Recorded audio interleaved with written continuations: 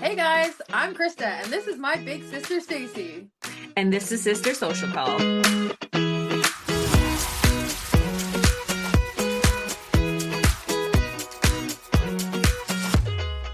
Well, hey, Sissy. Hey sis, how's it going? Oh, it's going really well. We are recording early tonight for this episode, a couple days earlier than normal. I'm hitting the road tomorrow. Like we're recording on a Wednesday night rather than a Saturday morning. That's right. Yeah, I'm hitting the road. That's why. I've had a bit of a long day today. I'm feeling a little bit tired at the end of the day here. I kind of screwed up an appointment and ended up having to cram an extra cut and color in. So you never want things to go sideways on you at the end of the day. It's always better to start like with that at the beginning of the day. So anyways, it all worked out, but consequently, I'm feeling the wrath of today a little bit. I mean, it's a great day, but just feeling a little bit tired. So, but anyways, I'm happy to be recording the podcast tonight as per usual and seeing you and having a chat with you. So that's good. Mm-hmm. Well, I'm excited to talk to you about something I know absolutely nothing about. And I anticipate that many of our listeners actually don't know much about it either. We're going to be talking about calving season and spring at the ranch. And whoo, do we got a show for you, because Chrissy has had a wild weekend. This is very timely, this one. So, Chrissy, why don't you share with the listeners about what's going on right now at the ranch? At the ranch specifically right now, we are in the middle of calving season, as I've alluded to in some of my pits, peaks, and plans when I talk about, I'm going to be going to the farm, it's going to be calving season. So we're in the middle of that right now. There's probably 45 to 50 calves on the ground now, which means that have been calved out. So we have that happening. And so Stacey was asking me, what's the difference between a cow and a heifer? And a heifer is a female who's never calved. And then once they have the calf, then they become a cow, and they're a cow indefinitely. So that's the difference between a heifer and a cow, just to start off with, for those of you who don't really know much about calving, cattle, anything like that. And then the difference between a steer and a bull: when a male calf is born, it's called a bull calf. And then when you castrate it, it becomes a steer. If you don't, it continues on its life as a bull. For the most part, you castrate the bull calf at a very young age.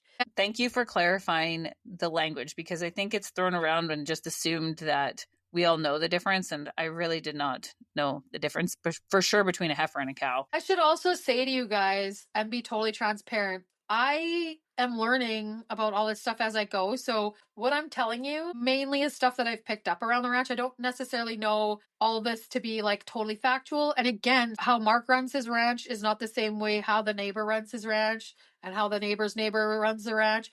Everybody does things differently, but this is just how things go out at Horse Lake Ranch, at my partner's ranch. And what I've learned from him, and then I've met lots of other cattle ranchers consequently being with Mark. And so it's just kind of what I've learned through everybody. So I'm just speaking from my personal experience for the most part. And then, I mean, obviously once I started dating a guy who had cattle, I'm watching YouTube videos and Googling up this and that. And so I'm very interested in the cattle industry. I would love to be able to run the herd one day. To be honest, I told Mark that that's what I want my job to be. How did he take that? He loves that idea. He thinks it'd be a great idea. Like, obviously he'd need to help me, but cattle they need a lot of attention, more than we think. Well, I have my top 10 questions for calving season for you. Are you ready to roll here? So let's start at the beginning. Okay. When do you start breeding, putting the bulls in with the cows? So it's kind of changed every year that I've been with Mark, a little bit later and later, because we have some inclement weather out at the ranch. And so this year, the bulls were put out with the cows mid-June to beginning of July. I can't remember the specific date. And so basically we put them out in and around then. We've always kind of extended it a little bit longer because Mark doesn't have a calving barn. And so consequently, they calve in the wilderness. Like, they just calve out on their own. We don't bring them in. If there's heifers calving, maybe we'll keep them close to in the corrals or something, just to keep an eye on them. But Mark knows which ones are which and just keeps an eye on them and keeps checking on them. But yeah, we don't have a calving barn, so they calve outside.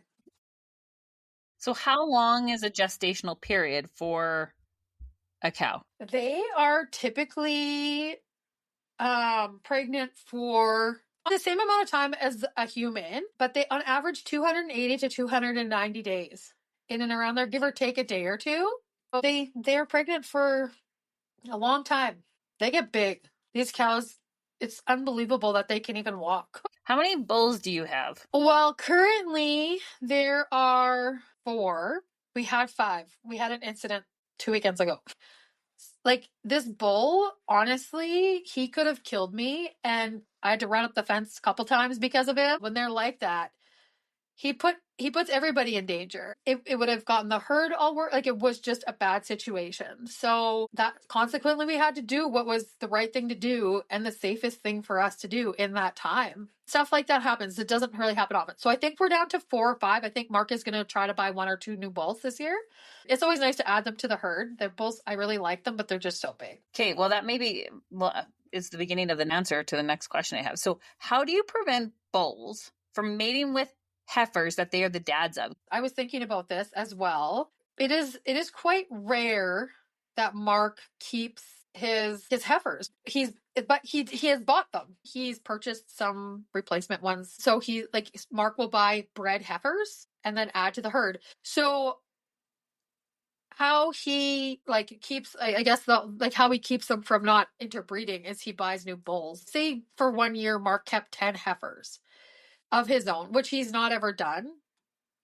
But if he did, he would likely separate them out.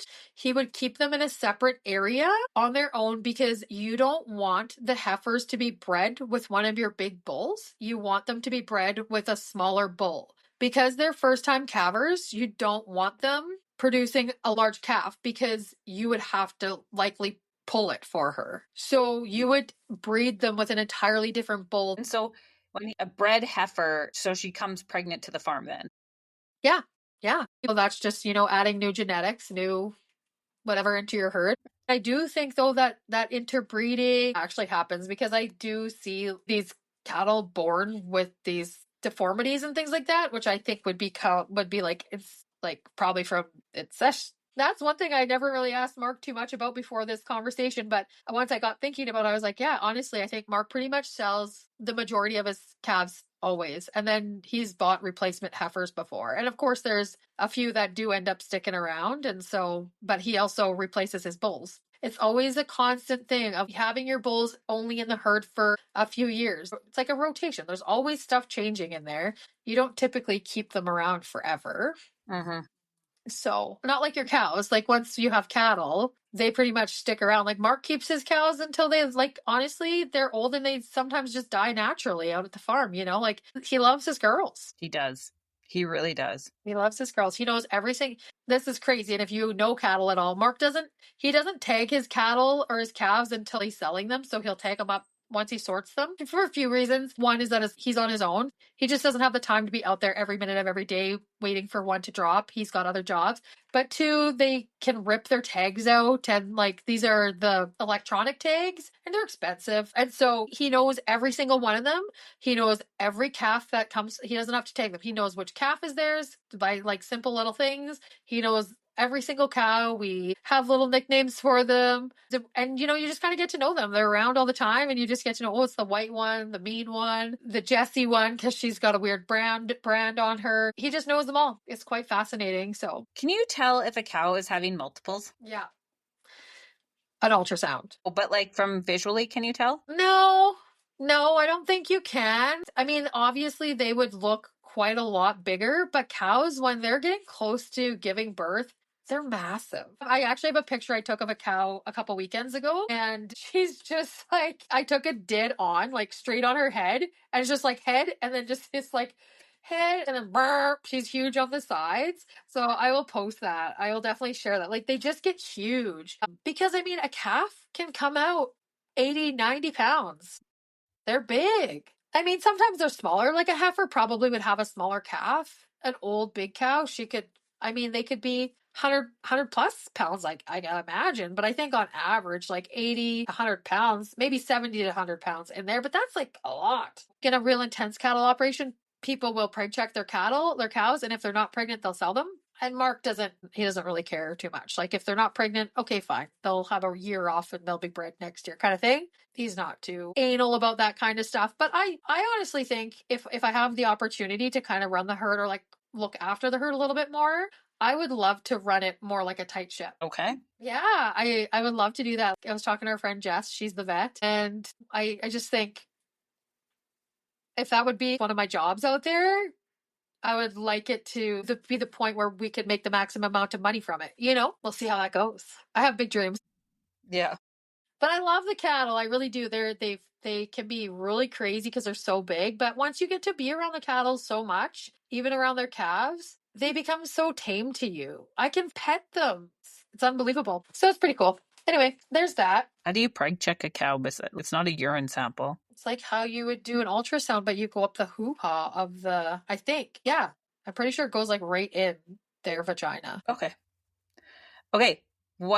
So when a cow goes into labor or a heifer goes into labor, does their behavior change? Yes. Often heifers have no idea what's going on. I've seen them. They act so weird, but cows do too. Cows will go off on their own typically. They'll walk away from the herd. They want to be by themselves. And they can sometimes get a little bit wild.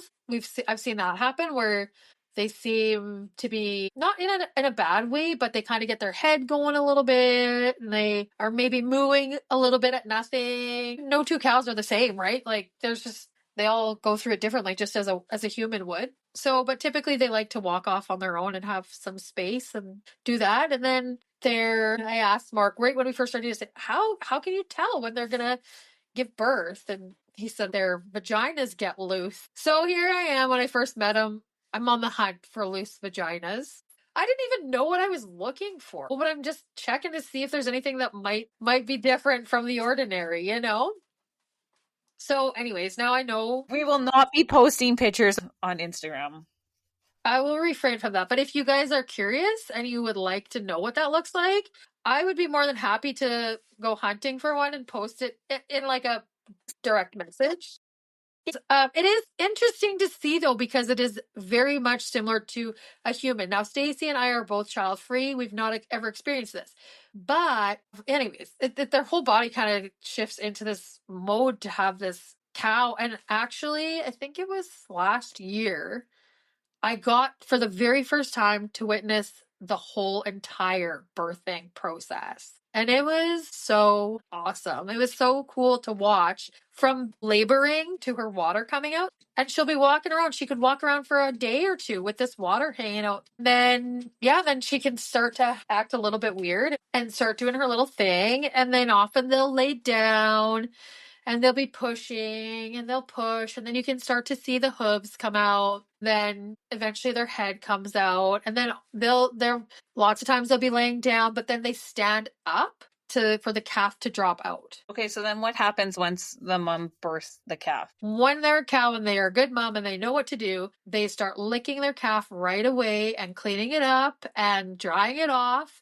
And it also helps to stimulate them to get everything flowing, getting them to like want to get up and to start walking and sucking. A calf can start sucking within a half an hour of being born. It's unbelievable. And they just have that instinct. They just get up and they totally fumble around and they look drunken and they're trying to find where a teat is and they're headbutting the leg of the cow and they're not really sure what's going on, but they instantly get up and they know what to do. It's so fascinating. The cow will likely keep licking the calf until it gets up, and then it'll continue to lick it. Cows are very, very maternal and they're always on the hunt for their baby, and they have a specific moo and their baby knows exactly which one that is, and they're for the most part they are very maternal. There has been the odd time where a heifer, because they're not sure what is going on, they can sometimes be very mean to their calf, and it's not good. Just like humans. Yeah, that's true. The cow will eat the afterbirth, which is also a very interesting thing to watch. It looks so barbaric and crazy because there's so much afterbirth and they start eating it, but it's so much that they have to try to break it apart. So they just freaking get their head flailing around to try to break it up, and it's a whole wild animalistic thing to watch, but also super cool. Well, they eat the afterbirth, so so that the predators don't come around looking for it, the smell of blood. They clean it up. I'm sure there's other reasons too. I should have asked Mark about that if there's anything else. Like, it's probably really nutrient dense, I'm assuming. You kind of alluded to heifers not knowing what to do or cannot be the best of moms. So what happens if a mom cow doesn't take a calf? So if that happens, you often try to just get the heifer and the calf, say in a corral in a small area, just the two of them together. So we'll put the cow in there and put the baby in there until they bond. It doesn't usually take too long for that to happen. And then if a cow has twins, it is very unusual that a cow can look after two calves successfully. So in that case, you either start bottle feeding one of them, the one that's the mom's not really taking to as much as the other one. Or last year, what we did was we bought Gumball, our dairy cow. And she was the most incredible cow ever. She raised two unbelievable calves. She was amazing. But we lost her this winter, which devastated me. She got an injury and didn't get back up. And so she had to be put down. But I loved her. And so if we had more twins again this year, I think we'd probably get another dairy cow because she raised two calves. These calves were humongous. I'll tell a quick story. So Mark got a job as a grader operator last year. There was a freaking snowstorm, and then calving season started that weekend. The very first day of calving season, and so Mark says to me, "The cows are in your capable hands." That's what he says to me, and goes to work because he's driving the grader. First day of calving season, 3 sets of twins that were born the day after a snowstorm. So if you could imagine, me, oh my God, it was so crazy. We have a sleigh that we put them in, so I can drag them in the sleigh back to the house or to the trailer, like wherever we're going to put them to bottle feed them. And Mark just said, "There's no way I'm bottle feeding all these calves." We did lose one of the calves. They ended up dying. But yeah, so we had these two calves, and Mark's like, "I'm not bottle feeding them," because we had bottle fed a calf the year before, and then it got sick and ended up dying. And so instead of doing that, he bought a dairy cow from a dairy barn. And she did her job well. She was an old girl. She wasn't probably going to make it too many years with us, but she raised two incredible calves. Do you guys still have We, them? we just sold them just on this last bunch that we took into auction. Like they just get sold. We sell them all the time. So he was just off like that. So anyways, that's the scoop with that. Well, this kind of leads into my next question. So how long does Mark actually keep a calf for then? Until they reach around 600 pounds. So he could keep them longer than a year? 8, 9, 10 months, they're about 600 pounds. So they're definitely gone before the cows calve again. Okay, well, that is a good segue actually into talk to me about marketing. Where are markets? How often do they have markets? Tell me a little bit more about that stuff. Oh, I don't even know everything about this, but what I do know is Mark hauls all of his cattle, all of his calves get sold to an auction. And the auction that he sells to is in Yorkton. He used to sell to an auction in Calvington, but they recently sold down that auction. They're becoming less and less, like they're just in bigger centers now, which is kind of a shame, but that's the reality. So he sells them in Yorkton. And then there's typically kind of like an auction season because like right now, people aren't selling your brand new calves. They need to be on their mother for a certain amount of time. I honestly think that there's auctions all throughout the year because people sell them at all different weights. We get a calendar of when the auctions are, and when Mark has calves that are ready, he sells them at that time. Like typically he will do a few loads. You take them in when they're the size that you want to sell them at because they're sold by weight. And is it like a live auction where there's an auctioneer, or how do they sell them at these auctions? I think it is like a live auction. I have to be totally honest, I've never been to one. Oh my goodness. I've never been to a cattle auction before. I just don't know much about that end of things, but now that we're talking about it, I should just go to learn. I'm sure I will. I'm sure it'll all come to me in due time. Like I feel that once I get to the ranch full time, my knowledge about this will be expanding rapidly. Yeah, and your next hobby will be an auctioneer. Yeah, right. No way. But my friend Jess, she's a rancher too, and she's the one that's the vet. And honestly, she's just such a great person to me. We've just become such great friends that I'm super excited about learning from her. I mean, Mark he's taught me everything I know already, but there's things that I'll ask him a question about and he's just like he just doesn't, it's just like whatever. Like this is just how he's done it. He's been around cattle forever, but it's like I want the details. I want to know it all. Okay, one last question. One more question? Yeah, this is number 10. Okay. I should have probably asked this one earlier when we were talking about steers, but can you explain the donut to our listeners? Okay. I giggled so hard when I read that, but I was like, I'm not telling her because it's actually the Cheerio. Oh, that's right. I was like, the donut, what's that? I'm like, oh, it's the Cheerio. So that's the band. They're little elastic bands. If you're a rancher, you'll know this. They're tiny little elastic bands, and we call them a Cheerio, but I think they probably have a more technical name. That's what you would put on the bull calf to castrate it. When they're born, you slip it on there, and it'll just cut off circulation to their testicles, and then people eat their testicles. They're called prairie oysters. Right. Have you had prairie oysters before? I have not.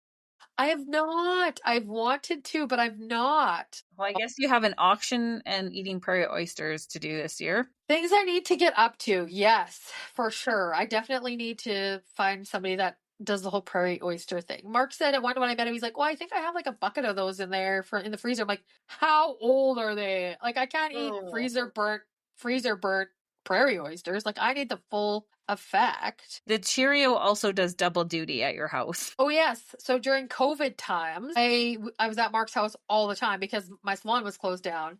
I was doing lots of baking because I've never really baked in my life, and of course they say one way to a man's heart is through his stomach. So I was like, well, let me win this man's love over by baking up a storm.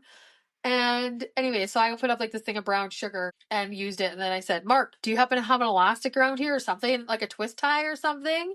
And he says to me, no, but I have a Cheerio. And I had no idea what the hell a Cheerio was. I was like, what is a Cheerio? Well, he goes and brings me this bag of elastic bands and then this like tool that you squeeze to open it up, and then you would put it on the balls or whatever. And he's like, well, I have this. And I was like, this is bloody genius. Everybody needs one in their kitchen. In fact, I gave Stacey and Mom one for Christmas, but Stacey regifted it back to me. She wasn't using it, but I use it all the time. I use the Cheerio. So if you have a bag that you open up and you need to close it back up, I put the Cheerio on it like an elastic band. It's brilliant. And they are tight. They're tight. They're very tight. They're tight. They work great. They're perfect. No. Well, that concludes my 10 questions, sis. You're good. You don't have any others? No, I think I've learned a lot tonight. Okay. That sounds really good. I'm truly answering that to the best of my ability from what I've learned at the farm. So I'm an apprentice rancher right now, so take it for what it's worth. But I think it's all pretty good because I'm super interested in ranching and cattle, so I pay a lot of attention to what's going on with them and what I learned. So I guess that's to our pits, peaks, and plans. I think you better talk for a while because I need a water break. Okay, we'll move on to our peaks, pits, and plans, and I'll start it off because Chrissy's had a wild weekend that she'll share all that storytelling in a few minutes, but it's been a short week since the last time we recorded our podcast. It was Good Friday when we recorded it, and now it's Wednesday night. So it's been a few days. It was a pretty chill weekend, actually, for it to be Easter weekend for Sean and I. We only had one guest in the house. Our friend Jay came. That was great. But the weather forecast looked like it was going to be really crappy. So he actually left the day early. So we ended up having just 7 of us for Easter dinner, and it was great. Nice to spend it with lots of our friends around us. And then Monday was Sean's birthday. He turned 46 on Monday, but we did nothing. The weather was crap on Monday here, and we just went for brunch in the morning. We hung out at home. We literally did nothing for his birthday that day. And then yesterday, Tuesday, I had it off again. It was my last day of my vacation, and I just did things around the house, and it was really good. And then we hosted friends for dinner last night again too. And no pits. It was a pit-free weekend. It was great. And plans, I'm off to Prince George tomorrow night. I'm driving to Calgary, getting on a plane on very early on Friday morning and going to Prince George. I'm attending a conference, an emergency support services conference, in my role as a volunteer with the Canadian Red Cross. We are gearing up for hazard season, and so I'm going to go learn this weekend. So I'm looking forward to it. and seeing a part of British Columbia that I have never been to before. Very cool. That'll be good. How about you share your peaks, pits, and plans for the weekend? Woo! Oh my gosh, you guys. Okay, so story time with my pit. So on Sunday, Easter Sunday, I was cleaning up trees around the yard. I was feeling really good about this, getting rid of all the dead trees, the debris, the grass, whatever. So we have this big, huge fire pit, this big steel rim from a tractor. It's massive. We've had fires in it for years. Anyways, and I was like burning stuff away, had been burning it for hours, like no sweat. Put some stuff in the fire pit. All is well. I'm like, oh, I need to go and have a cup of water, and I'm just getting hungry. Need to take a pee break. So I rip inside, grab some water, go to the washroom, grab 2 pepperoni sticks. And if I was inside for 10 minutes, I would be surprised. Like, I smell everything. I have like a really sensitive nose, and I could smell smoke. And so I look outside and hear the grass is burnt. And I'm telling you, we live on a farm, you guys, and there's a lot of grass kicking around. So I instantly am like, holy shit. All I can see is the fire pit and it's all burnt around it. And then I get outside and I see it ripping up the driveway. The flames going up this, so it's going up the one side of my garden. And I'm thinking, okay, that'll just burn out. And because I can also see it going up the other side of my garden, which is lined with trees, carraganas, tons of grass, dead grass, weeds. And then there's the old farmhouse there. Anyways, I don't want to drag this story out forever because there's a lot of details, but essentially what you're not supposed to do is panic. And I full panicked, like full panic. There was no not panicking. And I called Mark right away. He was out hauling bales. He was an hour away from home. And I just was panicking. I'm like, you need to help me. I don't know what to do. You need to call 911. You need to get the fire department. He's like, you need to settle down. You need to think with your head right now. He's like, you need to go get hoses. And all I could think was like, but I don't want to leave the fire. But I knew that I needed to get water on it. And he was on the phone. He like coached me through it and kept me from going over the edge. And he called the fire department. But I did get a hose hooked up. And yeah, the fire started swirling around and it started going, like the wind was going away from the house. So that was one bonus. But the fire creates its own little wind. And so it swirled back towards the house that we live in. It came within feet of the house, but as I finally get a hose, I got water. I go to pull it. It gets a kink. I drop my hose. I run back to untangle my hose, and the freaking fire came up and burnt my first hose. So I had to run back to the barn, get another hose, and then put that hose on. I was so scared, and I was so sad. I was feeling so bad because Mark was so scared too, and it was an awful thing. So the fire burnt a lot of grass and trees. Anyways, it was a whole thing. So we learned a lot of valuable lessons in that fire. Yeah, the fire department did come, but I did have it under control by the time they came. But still, there was still lots of smoldering. The old farmhouse had some old railway ties around it, which we didn't really know that they were there because it was like all growing in over it. And so railway ties are full of this oil, and so they just wouldn't stop burning. So they were just on fire because of this oil that they're drenched in. Disgusting things. But anyway, so yeah, that was really awful. That was my pit. I honestly just said to Stacey, I think I'm finally it's all just hit me today. I feel exhausted. I feel like drained. And I think it's all because of that. But Mark, he was really scared and it was intense. But when he got home, he just started calling me hot stuff and smoke show and laughing at me. And he was just so thankful that I was able to save the house and all went well. But yeah, so that was horrific. It was actually awful. I'll post you guys some pictures. You can see what I got up to share that with y'all so you can see the shit show I caused.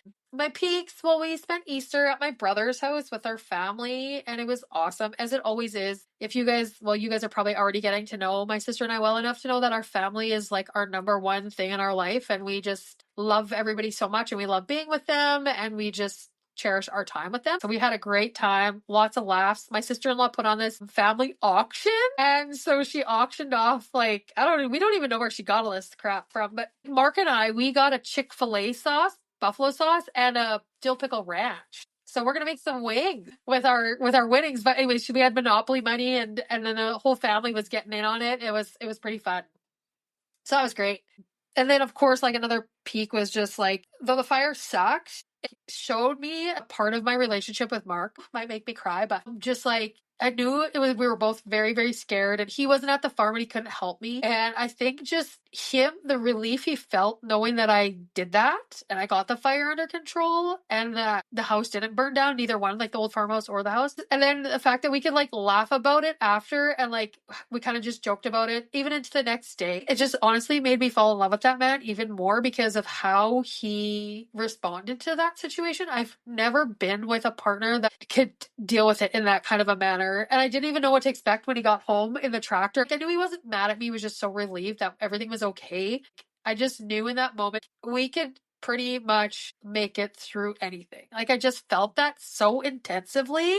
It was amazing. So though that sucked, but it totally reassured me and reaffirmed to me that like Mark is 100% the greatest. So I'm very, very thankful for that. That was a peak. I was just like, I even told our friend Jess, I said, it sucked so bad, but like I saw this side of Mark and it was one of those moments where you're just like, wow, we can do this. Like we can get in a really shitty situation and it's good. And that is fucking cool to feel that with somebody. I know he is definitely my rock, but like, it's just there's been very few times in our relationship where it's been like something very extreme like that has happened, you know? And so it's just like, wow, like he is so solid. So that's a peak for sure. So good. Oh, there's always something amazing in times of shit. And then so my plans, well, I have some plans this week. I not too many, but I'm going to this spring workshop on Saturday in Foam Lake. It's put on by the Shamrock Horticulture Society, which is the Shamrock Greenhouse, is the greenhouse in Foam Lake. And then the Saskatchewan Horticulture Association or something, a couple people from the University of Saskatchewan are coming down. And they're doing a presentation on gardening do's and don'ts, hardy fruit trees and perennials and shrubs for Saskatchewan. There's a few other topics they're talking about. Quick Dick McDick is going to be there doing a short presentation. And then we get to make a herb pot and get lunch there. So my friend Trisha and I, we're going to this. It's $50 a person. We're going on Saturday. I'm so excited. These are your people. These are my people. I love this. Anyways, and then on Wednesday, I'm gonna go to. I had the opportunity to book a little bit in later at work, so I'm gonna go to my friend Jolene's Pilates class at Wilkie Wellness again. So I'm super excited about that because I loved the last one I went to, and I think my friend Beth is gonna come with me, which I'm also very excited about. She's never been there either. And then I'm going to continue on the quest of cleaning up the garden and chopping down trees. But most of my grass work is looked after already because I burnt that shit down. So I just have to keep trimming down trees. But I'm not going to burn those this time. I'm going to load them up in the truck and take them out to the yard where we burn stuff. That's a special place for that. I'm not going to be burning them anywhere near the houses. I'll tell you that. And I'll probably move that fire pit into the middle of the garden. That was always my plan, but I think I'm going to move it there this weekend. But yeah, that's pretty much it. I plan to do a whole big bunch. Hopefully still just keep coming down from that whole, not traumatizing, but that intense experience. I think that's going to do it for us, you guys. So, again, I want to say thank you to you guys. We've gotten over 800 downloads now. So thank you guys so much for tuning in. And honestly, we say it every episode, but like seriously, you guys are so great. So again, if you guys are liking what you're hearing, you're enjoying the podcast, please give us a like, subscribe, give us a review, share our podcast with your pals, your family, all the people around, because the more that you share our podcast, the more people get recommended our podcast. So the more it gets out there. And so if you like it, share it. That would help us out so much. You can find Sister Social Call on Instagram. You can find Chrissy on all the social media. You can find her on Facebook, Instagram, YouTube, with 2 of her channels, and also on TikTok. You can find me, Stacey, on Facebook and on LinkedIn. And I also want to say thank you because Chrissy mentioned the 800 downloads, but what she didn't tell you is that there was 189,000 episodes that were uploaded last week in the podcast world. And you chose us. And I was so grateful when I heard that. You have a lot of choices and you guys chose us. So that's just amazing. Thank you, everybody. Love you, Sissy. Love you too, sis.